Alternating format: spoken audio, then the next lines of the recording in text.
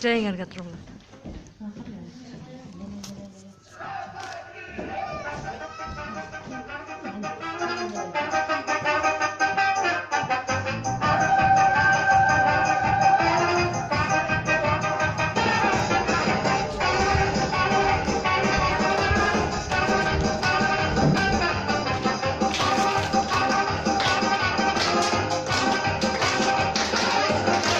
Если нам скажут ваш поезд ушел, мы ответим просто, что подождем его.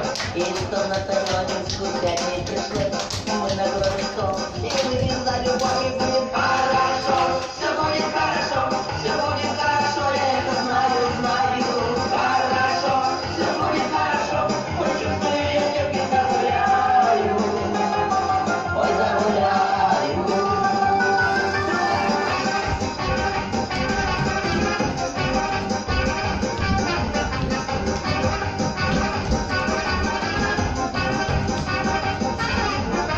Если нам прорубались своя голова, мы сядем прямо в спине вместе. Как некрасиво лечится одного, но мы чувствуем его. Мы чуть-чуть будет хорошо, все будет хорошо.